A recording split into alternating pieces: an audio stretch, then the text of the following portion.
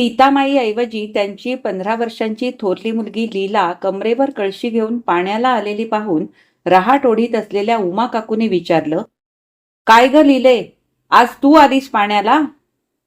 आईला की नाही रात्री जरा कणकणी आली होती, झोपून आहे. हो का? मग आण इकडे तुझी कळशी. मी 4 घागरी तुला खेचून देते, चटकन ओतून ये. बाजूला उभ्या असलेल्या वकिलीणबाईने म्हटले, लिलीवर भारीच मर्जी दिसते तुमची उमा काकू. कसली आले मर्जी, पण सीतामाईना बरं नाही. हो ना, मी तेच म्हणते की उमा काकूंची मर्जी म्हणजे त्यांच्या दारची सोनचाफी. ती काही वाटेल ज्याच्या हाती यायची नाही. खरं की नाही हो शरूची आई? अगदी खरं. उमा काकू तशा मोठ्या धोरणी आहेत हं. शेजारीच सोन्याची खाण सापडली तर लंकेला जाण्याचा खटाटोप कोण करील? असं म्हणजे पुढचं काही धोरण आहे वाटतं. बाकी खरंच सीतामाई म्हणजे सोन्याची खाण आहे. सीता माऊली गुणाची सावली म्हणायला हवं. नावाला साजेशी आहे बाई. मागीलदारी विहिरीवर जमलेल्या स्त्री मंडळाचा मुक्त आवाजातला तो संवाद घरात शिरत असलेल्या रामनाथ मास्तरांच्या कानी पडला. त्यांची छाती अभिमानाने फुगली. भिंती आडून माणसाच्या कानी बहुधा निंदाच पडते, पण त्यात शेजारणीच्या तोंडून अपरोक्ष अशी स्तुती ऐकायला मिळणं मोठंच भाग्य. 18 वर्षांच्या सहवासाने आज सर्वांना प्रिय वाटणारी आपली सीता आपणाला तर वधू परीक्षेच्या दिवशी प्रथम दर्शनीच हवीशी वाटली होती. 18 वर्षापूर्वींचे दिवस रामनाथच्या नजरेसमोर उभे राहिले. त्या दिवशी आपण सीताला बघायला गेलो होतो. ती जन्मापासून पुण्यात वाढली होती. शहरी मुलीला सर्वसामान्यपणे खेड्यात जाऊन राहणं दुस्सह वाटतं, म्हणूनच त्यावेळी आपण तिच्या वडिलांना म्हटलं, आपली मुलगी मला एकदम पसंत आहे, पण खेडेगावात राहणं तिला कितपत पसंत पडेल? आपलं बोलणं पूर्ण होण्यापूर्वीच तिच्या वडिलांनी मोठ्या उत्साहाने म्हटलं, वा, म्हणजे काय? तुमच्यासारख्या फर्स्ट क्लासात आलेला पदवीधर तरुण इथली नोकरी नाकारून खेड्यात शिक्षक व्हायला जातोय. असा आदर्श? वा, विद्यादानासारखं पुण्य नाही. ते सगळं ठीक, पण छे, पण परंतुचा आता विचारच करू नका. आम्ही पुणेरी असलो तरी सुधारणेचं भलतंच वारं आमच्या घरात शिरलेलं नाही. माझ्या 3 मुली मॅट्रिक झाल्या असल्या तरी माझ्या घरी पूर्वापार चालत आलेली ग्रामीण संस्कृतीच चालू आहे. पण सीतेच्या अन्वत मुखावर निराशेची छाया उमटून गेल्याचं आपणाला दिसलं, म्हणून संध्याकाळी रस्त्यात ती दिसताच आपण तिच्याजवळ जाऊन म्हटलं, हे बघा, मी जरी आपणाला पसंत केलं असलं आणि आपले वडील जरी आग्रह धरीत असले तरी सुद्धा जर तुमची इच्छा नसेल तर तुम्ही मला स्पष्ट नकार देऊ शकता. तिनं हसून म्हटलं, मुलीकडून नकार? छे, तशी आपली नाचक्की करणे मला नाही जमायचं. पण खेड्यात राहणं, जंगलात सुद्धा माणसं राहतात नाही का? तिच्या सौंदर्यापेक्षाही तिच्या गुणसुगंधाने आपण मोहून गेलो आणि प्रथम दर्शनीच ती आपणाला प्रिय झाली. लग्न झाल्याबरोबर तिला घेऊन आपण इथे विश्रामपूरला आलो. आज इथं रेल्वे स्टेशन आहे, पण 18 वर्षांपूर्वी हे अगदीच खेडं होतं. शेजारच्या स्टेशनावर उतरून 3 मैल बैलगाडीचा प्रवास करून आपण या गावात प्रवेश केला. सबंध प्रवासभर आपण सीतेला खेड्यातल्या जीवनाविषयी माहिती देत होतो. खेड्यात कसं वागावं याचा तिला उपदेश करीत होतो. आपलं सगळं बोलणं ऐकून घेऊन तिने हसत म्हटलं, म्हणजे असंच ना की खेड्यात राहायचं तर तिथल्या शेतात वाढणाऱ्या पिकाप्रमाणेच एकमेकात मिसळून एकोप्याने राहायला हवं. कुंड्यातल्या रोपट्यांसारखं एकमेकांपासून दूर फटकून राहून नाही चालायचं, खरं ना? आणि गेली 18 वर्षे ती सगळ्यांची अशीच एकोप्याने वागत आली आहे. पाण्यात राहायचं तर माशांशी नुसती मैत्री करून भागत नाही, तर स्वतःला मासा बनावं लागतं. ही आपण तिला सुरुवातीला सांगितलेली गोष्ट तिने किती झटकन आत्मसात केली. कुठल्याही रंगाशी एकरूप होणाऱ्या स्फटिकवत निर्मळ पाण्यासारखा सीतेचा स्वभाव असल्यामुळे हर तऱ्हा स्वभावी शेजारणीची अंतरंगे तिने हा म्हणता काबीज केली. थोड्या दिवसात ती सीताची सीतामाई झाली आणि शेजार वर्गाचं ढळतं माप नेहमी तिच्या पत्रात पडू लागलं. 18 वर्षांपूर्वी या खेड्यात काहीशा अनिच्छेने पाऊल टाकणारी आपली पत्नी आज इथल्या सगळ्यांच्या मनात किती सन्मानित होऊन बसली आहे याचं प्रत्यंतर मिळताच रामनाथना मोठी धन्यता वाटली. प्रसन्न मुद्रेने पत्नीच्या खोलीत प्रवेश करीत त्यांनी हसत म्हटले, आज सकाळी उठल्याबरोबर मी कोणाचं बरं तोंड पाहिलं होतं, आठवतंय तुला सीता? रामनाथ रोज पहाटे उठून फिरायला जात. त्यावेळी सीतामाई झोपलेल्या असत, पण आज पहाटे उठल्याबरोबर कॉफी करून ती आग्रहाने त्यांनी पत्नीला पाजली होती आणि मगच ते फिरायला बाहेर पडले होते. विहिरीवर चाललेलं बोलणंही त्यांच्या कानी पडलं होतं. पतीच्या उद्गारातील द्व्यर्थी सूचकता ध्यानी येताच त्या संकोचल्या. हसून हलकेच त्या पुटपुटल्या, कसला एवढा लाभ झाला? लाभ? अलभ्य लाभ. सुप्रभाती प्रिय पत्नीची स्तुती कानी पडणं हा. ईश्य, पुरे झालं. मला वाटलं पत्राचा लाभ. कुणाचं पत्र आलंय ते? पत्र? खरंच? शर्टच्या खिशात बाहेर डोके काढून बसलेले पाकिट बाहेर काढीत त्यांनी म्हटले, पाहिलंस? पत्नीच्या स्तवन श्रवणाची तंद्री. म्हणजे पाकिट अजून फोडलंच नाही वाटतं. दुसऱ्याची खाजगी पत्र फोडू नयेत. तुझ्या नावाचं गुलाबी पाकिट. तेव्हा ईश्य, काय हे बोलणं? खाजगी पत्र, गुलाबी पाकिट. आता या वयात ही असली भलती चेष्टा?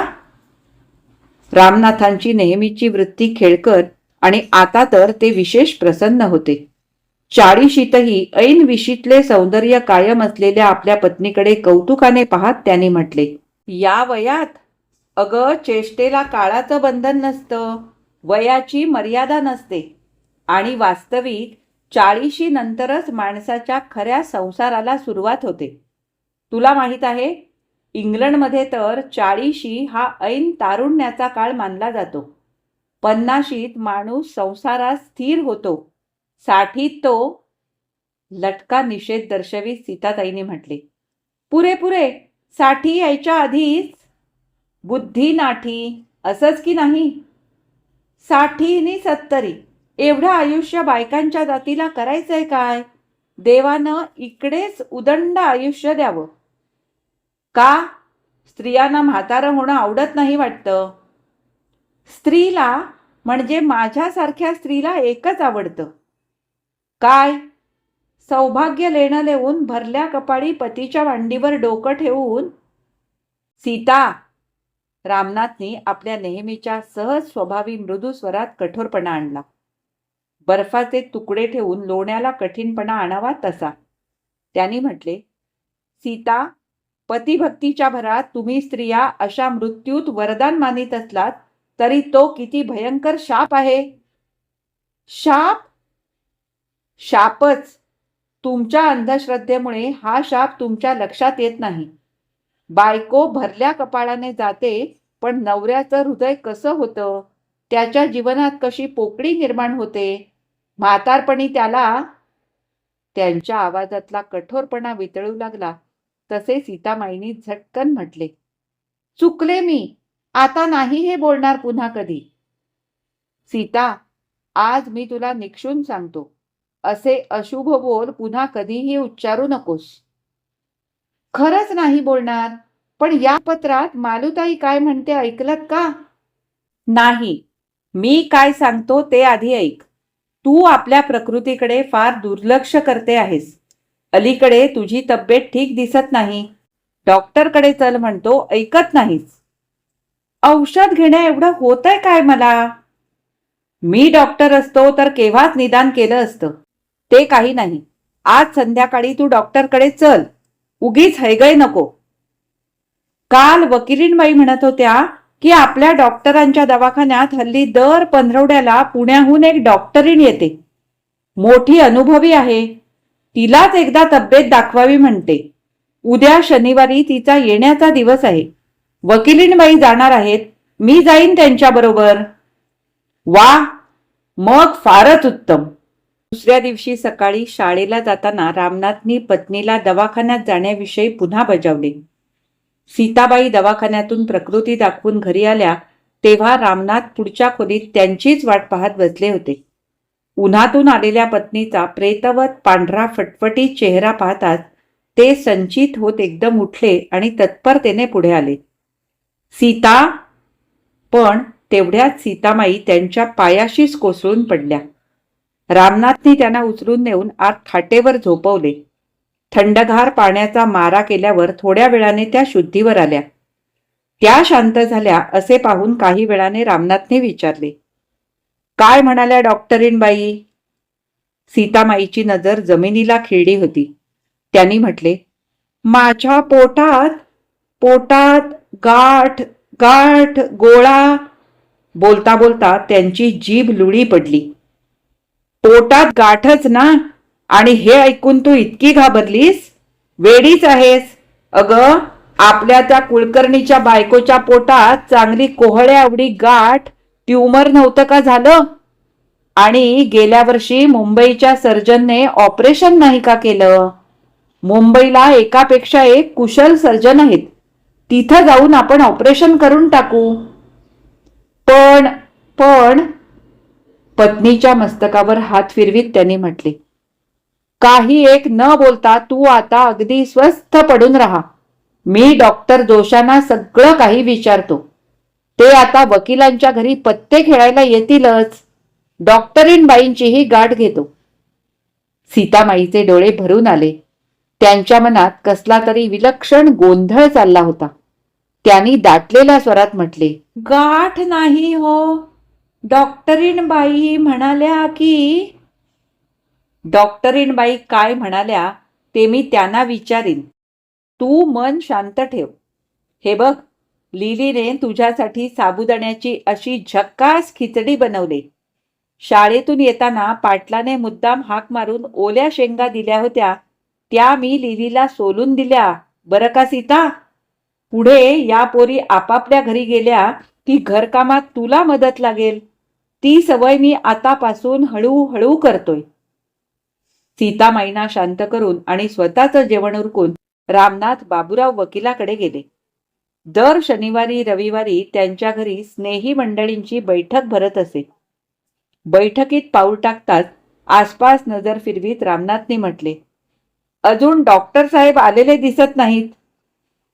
त्यांच्या शाळेतल्या दातार मास्तराने पृच्छा केली, का हो गुरुजी, घरी कुणी आजारी बिजारी?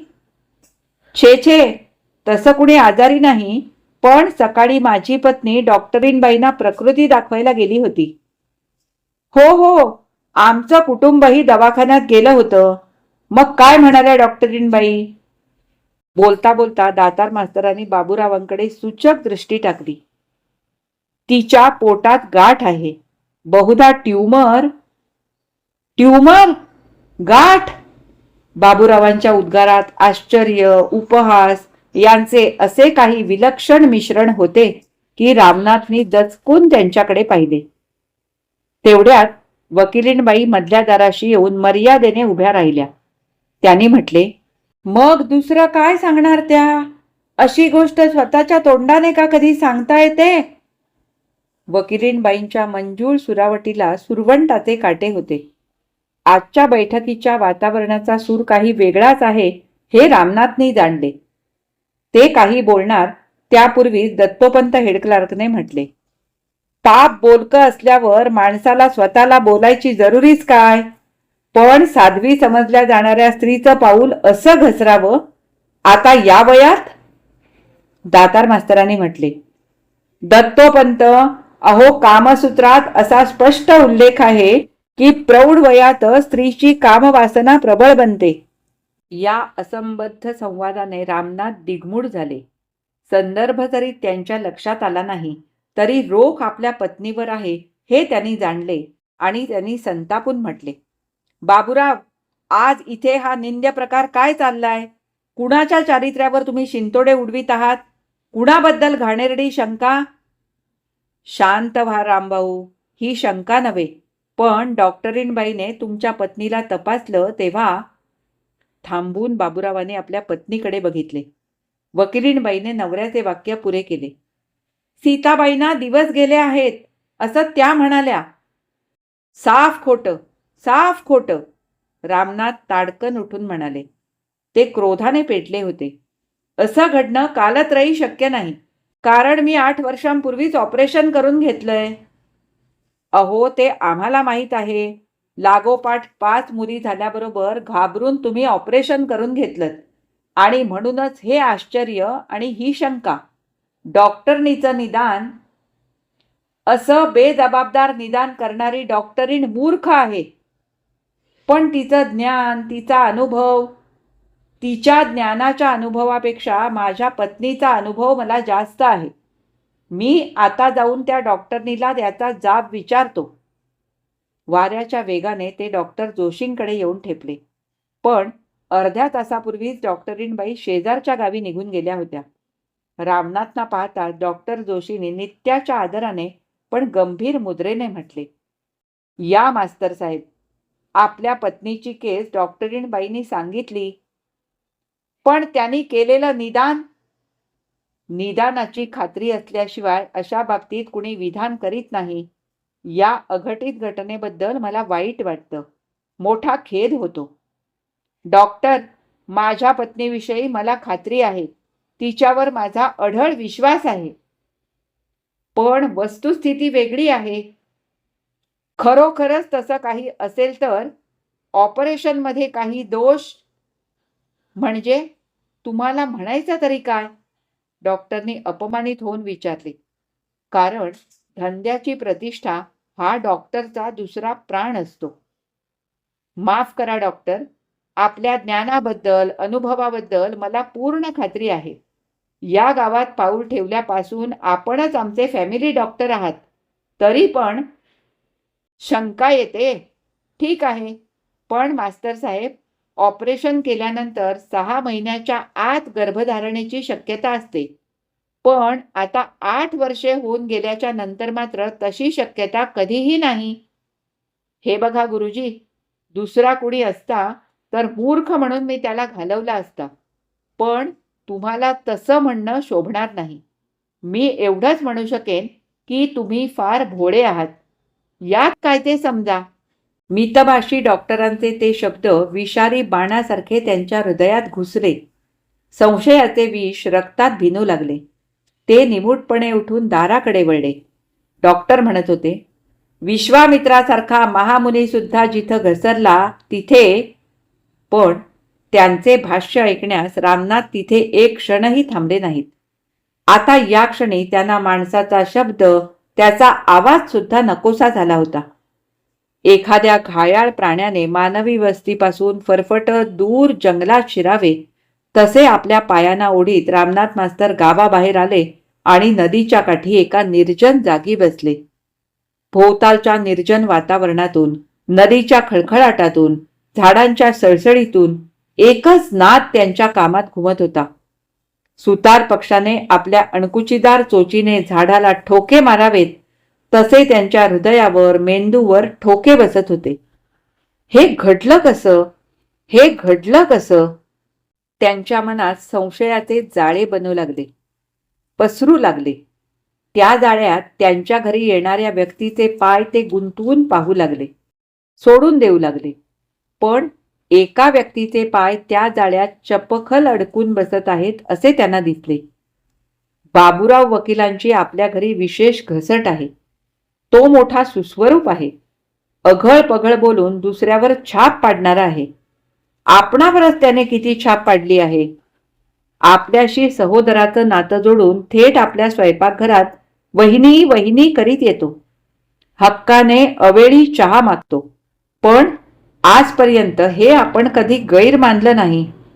हो, याच वकिलाने एकदा आपणाला म्हटलं होतं, रामभाऊ, तुम्ही मोठे नशीबदार आहात.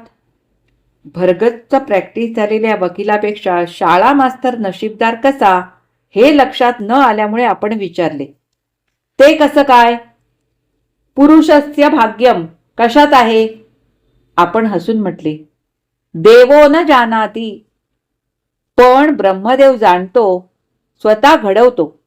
पुरुषाचं भाग्य स्त्रीच्या सौंदर्यात असतं. सौंदर्यवतीचा नवरा भाग्यवान असतो. सीतेच्या सौंदर्य स्तुतीने त्यावेळी आपणावर जणू आकाशातून पुष्पवृष्टी होते आहे असं वाटलं.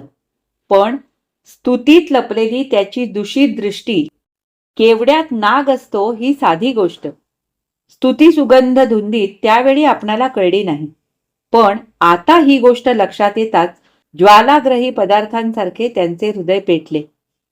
त्या अग्निप्रकाशात स्त्री प्रतारणेच्या ऐकलेल्या वाचलेल्या गोष्टी चलत चित्राप्रमाणे हलू लागल्या. सीतेने आपली प्रतारणा केली. कालचं सकाळचं तिचं बोलणं पातिव्रत्याचं सगळं नाटकच होतं. तरीच ती आपण अनेक वेळा आग्रह धरून सुद्धा डॉक्टरकडे जायला तयार नव्हती. दिवे लागणीनंतर बऱ्याच उशिरा ते घरी परतले. संशयाचे विष त्यांच्या सर्वांगात भिनले होते. आपली पत्नी पतित आहे, कलंकिनी आहे या विचार वावटळीने त्यांना झोडपून काढले होते. घरात शिरताच ते तडक स्वयंपाकघरात गेले. चुलीशी बसलेल्या पत्नीकडे तिरस्कारीत कटाक्ष फेकून त्यांनी म्हटले, सीता.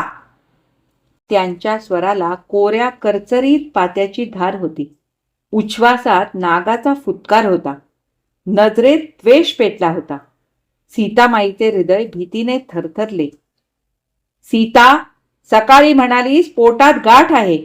माझ्या तोंडाला काळोखी फासण्याची ही दुर्बुद्धी या वयात तुला कशी झाली? तुला नादी लावणारा रंगेल माणूस? दाराबाहेरच्या खोलीत असलेल्या मुली चुपचाप झाल्या. सीतामाईनी खालच्या मानेने कळवळून म्हटले, मी आपल्या पाया पडते. आता यावेळी मुलींच्या देखत असं काही बोलू नका. सकाळी मला खरं सांगण्याचा धीर झाला नाही. मी मग सगळं सांगते. असं म्हणजे सगळं खरं आहे तर? नव्हे, खरं नाही. सगळं खोट. बास, तुझ्या पापाचा पाढा ऐकून माझे कान विटाळण्याची मला इच्छा नाही. सगळं काय मला कळलेलं आहे.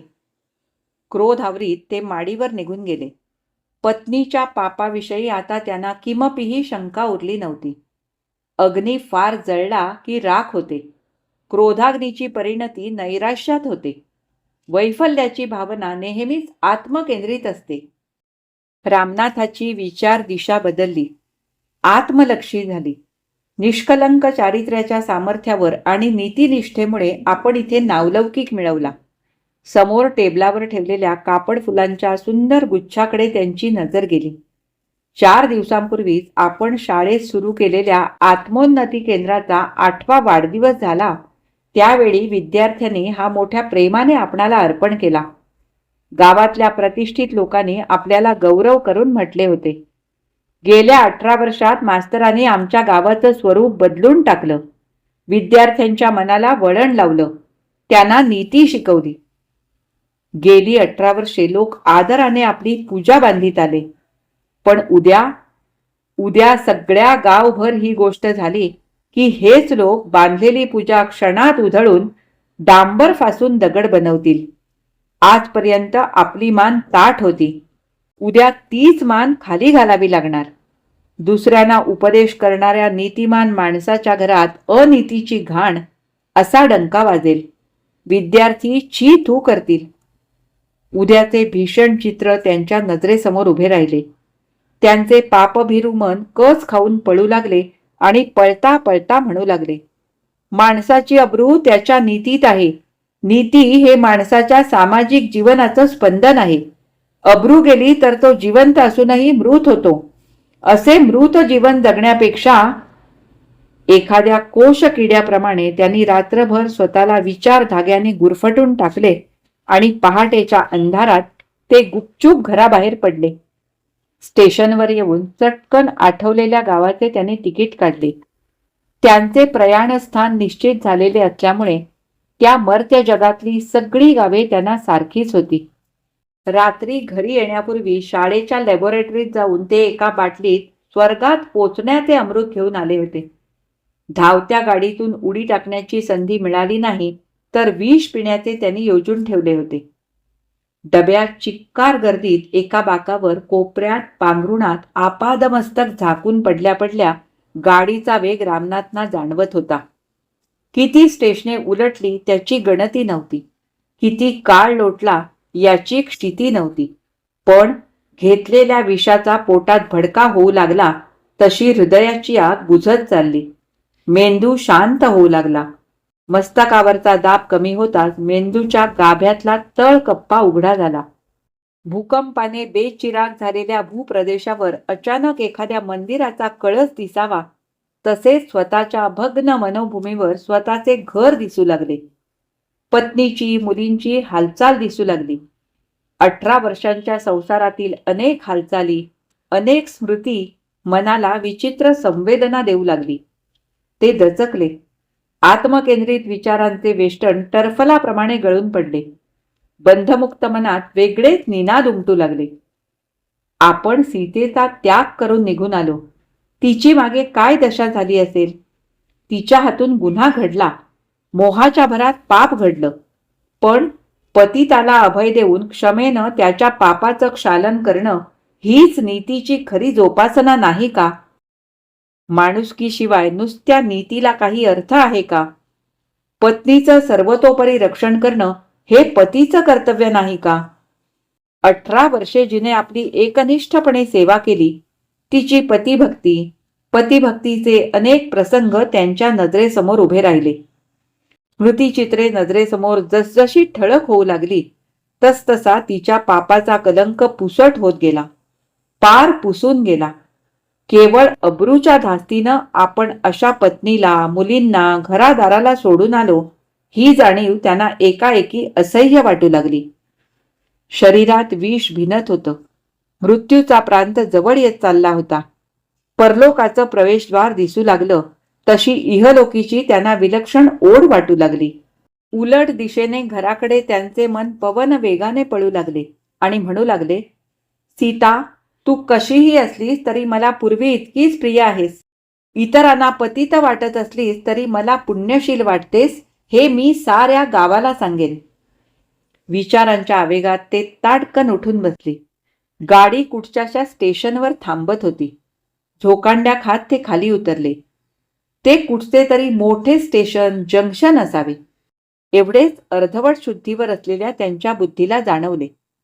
समोरून पांढरा गणवेश घातलेला रेल्वेचा कुणी नोकर, गार्ड स्टेशन मास्तर कोण जाणे दिसला.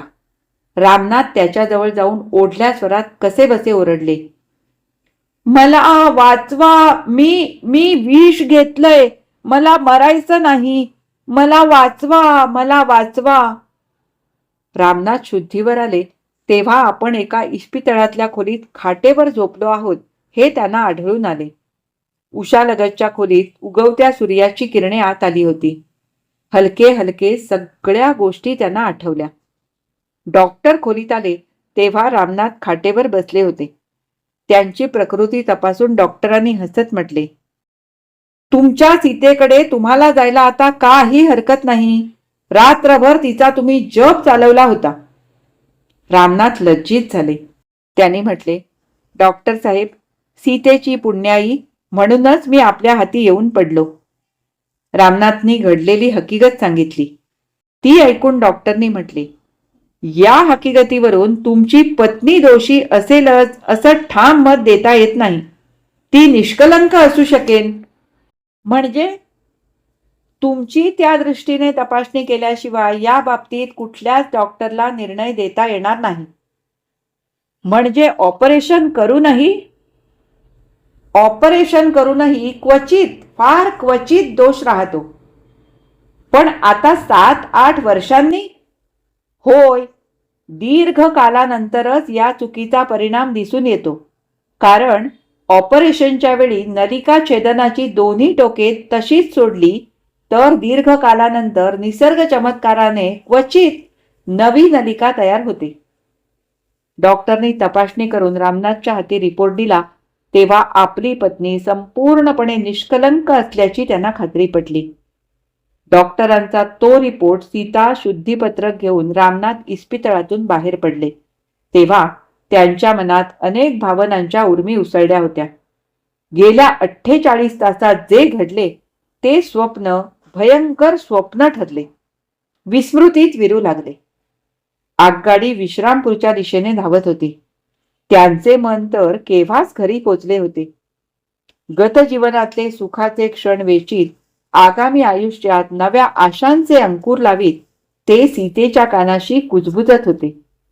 रात्री 10:30 वाजता ते विश्रामपूर स्टेशनावर गाडीतून उतरले. मान ताठ करून उतरले. मुली यावेळी झोपल्या असतील. सीता चिंतेने व्याकुळ होऊन तिची मूर्ती नजरेसमोर येताच त्यांच्या घशात गोळा उभा राहिला.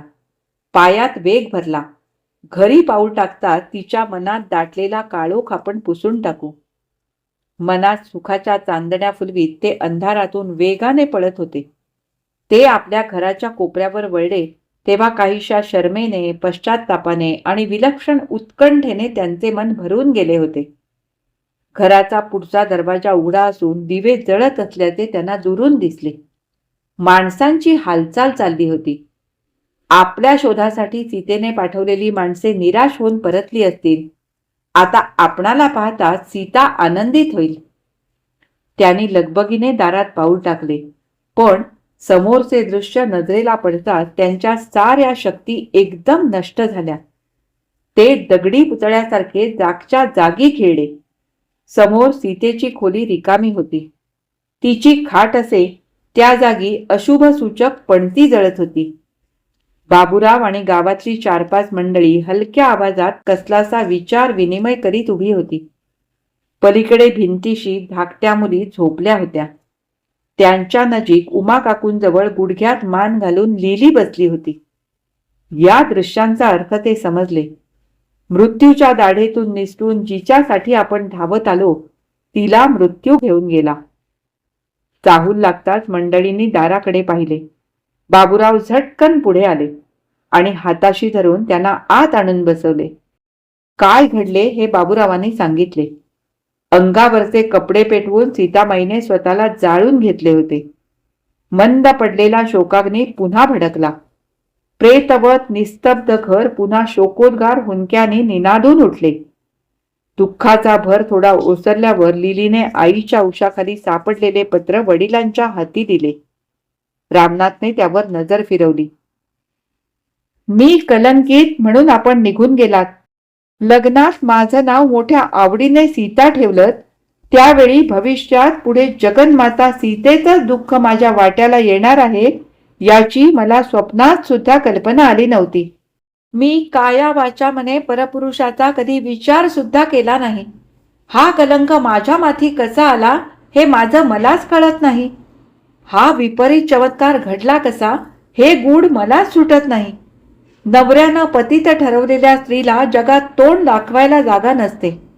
कलंकित ठरल्या गेलेल्या सीतामाईला अग्निदिव्य करावं लागलं. तोच मार्ग पत्करल्याशिवाय माझी आता या कलंकित अवस्थेतून सुटका नाही.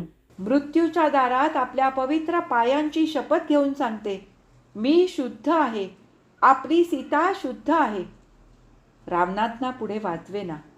ते पत्र आणि खिशातला डॉक्टरांचा रिपोर्ट जमलेल्या मंडळींपुढे त्यांनी टाकला आणि दोन्ही हातांनी तोंड झाकून घेऊन शोकविव्हळ स्वरात त्यांनी हाका मारल्या. सीता, सीता, सीता शुद्ध होती, शुद्ध होती. त्यांचा आर्त स्वर आसमंतात घुमला. घराच्या भिंतीतून प्रतिध्वनी उमटला. सीता शुद्ध होती, सीता शुद्ध होती. ही कथा इथेच संपली. आज मी वाचलेली डॉक्टर सुमती क्षेत्रमाडे यांची सीता शुद्ध होती ही कथा तुम्हाला कशी वाटली हे मला कमेंट करून अवश्य कळवा. आवडली असेल तर लाईक करा आणि जास्तीत जास्त शेअर करा. जर तुम्ही माझ्या चॅनलवर नवीन असाल तर चॅनलला सबस्क्राईब करून सोबतचं बेल आयकॉन दाबा आणि ऑल या बटनावर क्लिक करा.